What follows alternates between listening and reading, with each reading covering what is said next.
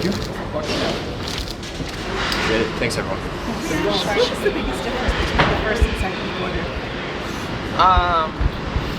I mean, it seemed like in the first quarter we were kind of getting easier looks at the basket, and then really from the second quarter on, there was no wide open, really anything. I don't know. I felt like in the third, the start of the third, like we had good looks. Literally, the ball was not going in the basket.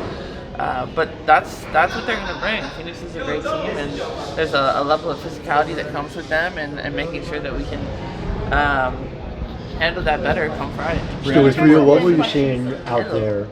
Sorry, what were you seeing out there that you felt you were able to do the way you normally do? Yeah. And what were the things that you felt like you were struggling to reach? Yeah, I mean, I think that it probably became more of like a mental barrier than a physical one. I mean, obviously, I know everyone knows what I'm dealing with, but the good about today was I was able to test it. I was able to see how I felt, and really, I look forward to Friday of really letting loose. I think that, you could tell that they wanted to run the high ball screen on me and really see how that went, and it worked for them today, but we'll be ready for it on Friday. Breanna, two-part question here. First of all, how are you feeling? Yeah. And Emma said in a quiet locker room, you kind of spoke up a little bit. What was your message to the team in the aftermath of a game like that? I mean, the message is everybody keep our heads up. This is a series, and Phoenix is a tough team. They came in and they embarrassed us on our home court, and now we have to go back there for game 3, winner take all. And if we're not ready for that, then we shouldn't be here. You guys have really struggled with physicality this season, and you matched or even out physical them in game 1, Yeah. but today they definitely were the aggressors. I guess, why do you think that was in tonight? I mean, it probably was. Like, I'll take that. I think that, I want to make sure that I'm more up and in, and I just wasn't where I wanted to be today.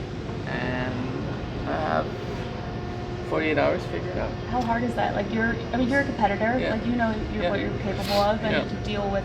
I mean, obviously you're injured too. Yeah. Like, how difficult is it to know that you maybe let yourself down a little? I mean, it's annoying, but I think things happen. Things are happening. Everybody's tired. Everybody's hurt. Everybody's got something bothering them, and playing through that. And really, I wanted to be here for my team, and I didn't play the way that I wanted to. But I'm excited for another chance. Our backs are against the wall just as theirs is, so everybody can leave it out on the line. Let's do it. Annie? I was like, where's Doug? I'm sorry.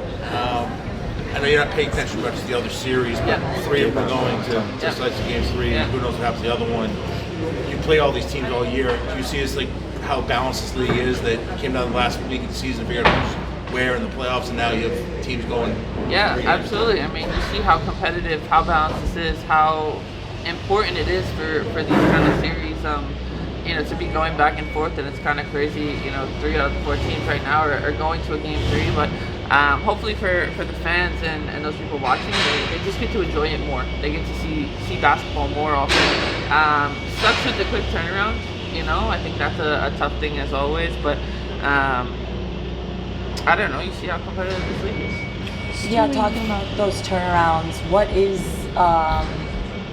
the preparation like between now and Friday? Yeah. What do you actually have to do to get your body right? Yeah. Like take us through these next. Yeah, I mean, honestly, the most important thing is like sleep. Yeah. Because that's where your body is like recovering as well as possible. And then we do stuff here tonight. A lot of us will probably be here until midnight, and then tomorrow we'll fly out. We'll get to Phoenix, do more, probably maybe film and recovery, and get ready to go on Friday. Like, it's the same thing. There's no excuses. You have to deal with it, and Phoenix is traveling too, so we'll both be kind of level on that playing field. Stewart, you mentioned a couple of times that you wanted to test your knee tonight, and you did that. How is it feeling? It's feeling pretty good.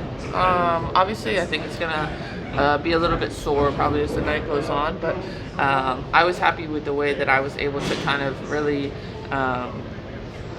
just move, and really I just need to be a little bit more confident in all of my things, but I wasn't like in pain or anything like that. Breanna, you had some success in the first quarter as a team, swinging the ball to the far side, some skip passes. With the aggressiveness that you were seeing from that defense, is it that 0.5 mentality, or how do you respond to that physicality and use some of that aggressiveness against them? Yeah, I mean, I think making sure the ball doesn't stick, like you said, the 0.5 mentality. I think that probably in the first quarter we had the most like skip passes or getting it out, making decisions quickly, because when the defenses, when they're physical or when they're stuck to you, like if you move the ball, it's hard to kind of get off and help somebody else. So really getting back to that. But I'm confident in this team and know that we know we let one slip away.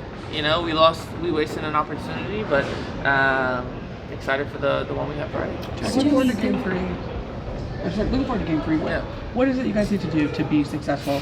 I mean, we need to focus on the defensive end, really set the tone, physicality, knowing that they're going to bring it defensively, but turnovers. I think they had 20 points off of our turnovers, and that's a really tough number because they were live ball. It's not like the ball's going out of bounds and we're resetting every single time. First half, we're giving them like tons of transition points. Still, we want to ask you in terms of Sandy's mentality, always being even killed, never being too high, never being too low. It's your thought process of how she's staying the right mental approach for you all heading into this game 3 now. Yeah, I mean, Sandy's staying confident like the rest of us. Most of us have been in this situation before. We've kind of been through it. We missed one today, but that doesn't mean it's going to affect what we're going to do tomorrow or even later tonight. We regroup, we learn, and we get back to it.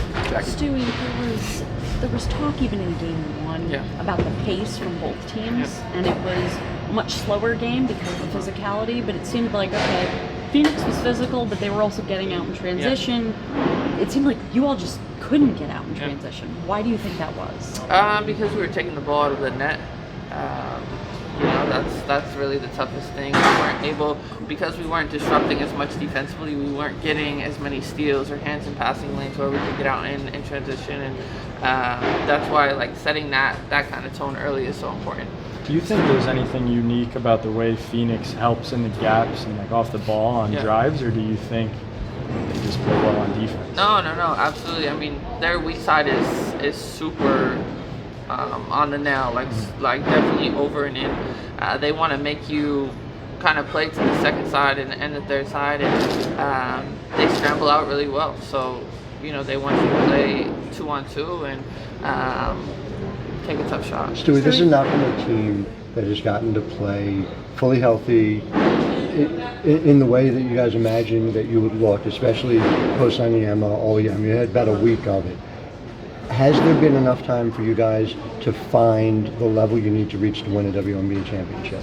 Absolutely. I think that we're taking this as there's no excuses. Whether we've had the time or we haven't, we still have the talent and we have the people that are willing to do it, and that's our mindset.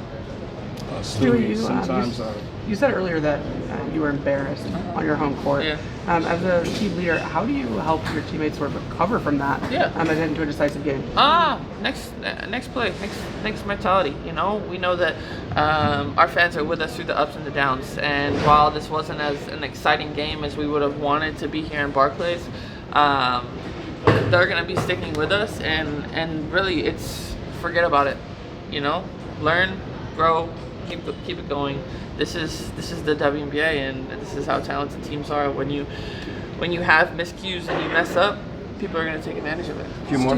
Sabrina was asked about how potentially this could have been or could be the last game at Barclays this season.